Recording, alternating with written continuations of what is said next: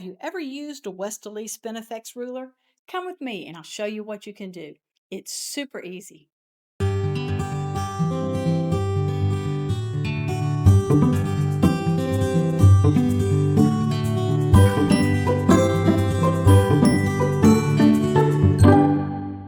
Hey guys, welcome back to Frances Quilts. My name is Frances Arnold, and yes, this is a black eye. This black eye comes with a moral, and the moral is this. If you're in a strange hotel room at night and you need to get up and go to the bathroom, always turn on the light, or else this might happen to you. That's my public service announcement for today. So now let's get on to some quilting. Things have been a little busy lately, so I thought for the next 2 or 3 weeks we would revisit some videos from 2020 when I was working with the Westalee Spin-E-Fex Ruler. I was using them to put designs in the white areas of this fun scrap quilt. It was a great quilt. It was a lot of fun to do. But I learned a whole lot about these rulers as I went along. Today we're going to be working with the Westalee Spin-E-Fex number 15. Let me show you how it works. So this is what a Spin-E-Fex is like. The idea is that you put your ruler foot in here, and then you are going to go all the way around, and then you're going to shift the ruler and go around again and again. And it's going to make a very fun design. But how this works is this jigsaw piece right here comes out. You slide your ruler foot in, and then you put the jigsaw piece back in place. Now what I do to make the process a little bit easier is this. I have a piece of masking tape that covers that jigsaw piece. I put it on here. I can lift it up like this, take this out, put my foot in here, put this back on, and then cover that back up again. Doing that means that I don't have to worry about that jigsaw falling out of place while I'm doing the quilting. So that's what it looks like. Let's go to the machine and see how you actually quilt with it. Here we are at the machine. I have put my needle down and brought it back up to bring my thread tails to the top. I'm going to insert my ruler and close up this little jigsaw piece here. I'm going to butt this ruler all the way down into the groove, this first groove right here, so that it's all the way down in there. I'm also going to come to the back here and make sure that the registration mark on the ruler is lined up with that line that I have drawn. So let me get my gloves on and we will give this a try. This ruler has some deep grooves right here. So we're going to round this corner and come to here. Rounding that corner is probably the hardest part of this ruler. Once we get there, we're in a big wide arc. We come back to here and then we have to round that corner again. So you may have to slow down or just concentrate a little bit. It's pretty easy just to kind of veer out here where you don't want to. So let's go and see how we can go today.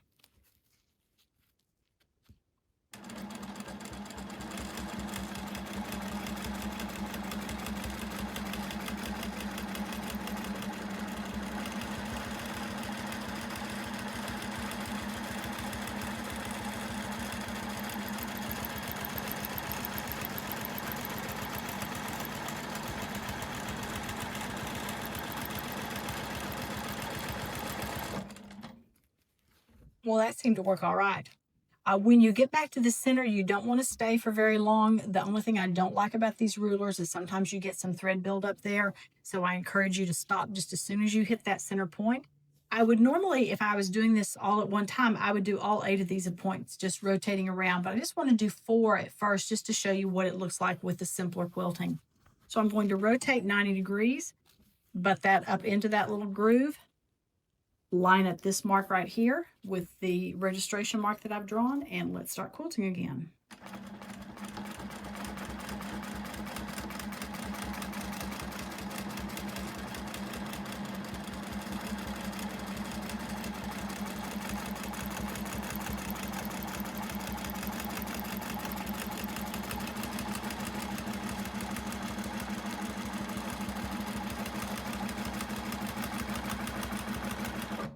That one worked pretty well as well. So let's try for a third.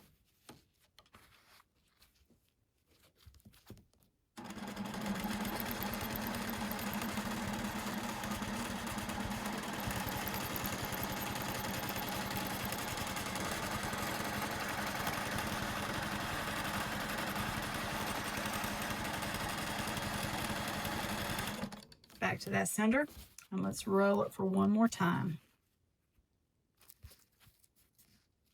You notice my hands are, I have 1 or 2 fingers on the ruler, and then the rest of my hand is resting on the fabric as much as possible.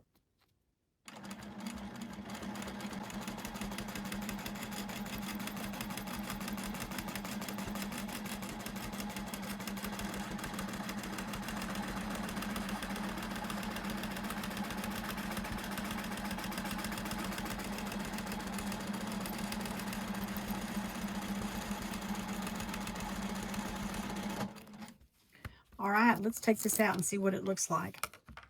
So you see, when you just have 4 petals drawn or quilted on this, you get a very simple design. Let's go back in now and add these 4 diagonal lines and see what it looks like there. Again, I'm butting my ruler foot up into that groove, and I'm lining up on the end here, positioning my hands, and off we go.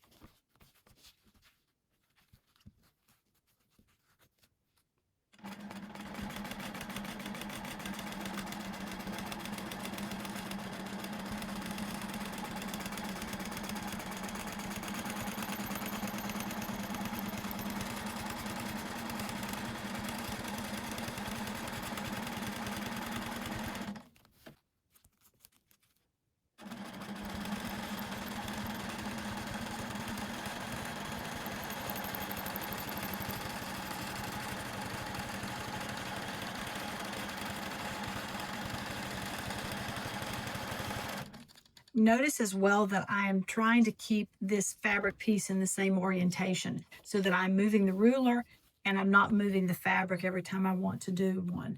For something like this, it's not that big of a deal because it's a small piece, but if you get a big quilt, you're not going to want to have to turn it every time. So let's do this last one.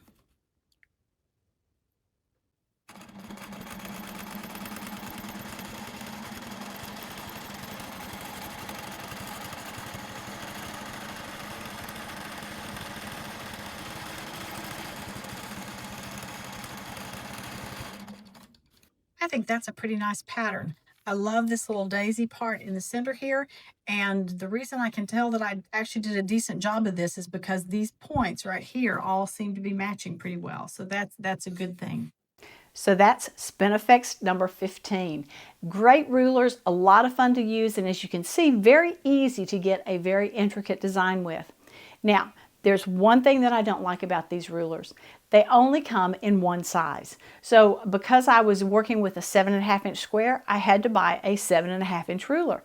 If I was working with a 6-inch square, I'd have to go out and buy another ruler. So that's the only downside to using these rulers. But if you have some designs that you know are going to be about the same size, they are wonderful for that.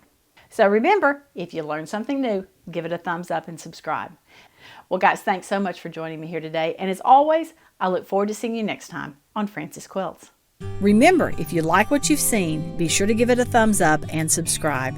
Please check out my website and daily blog at francesquilts.com, and I can be found on Facebook and Instagram at Frances Quilts. Thanks so much for joining me. Hope to see you again soon.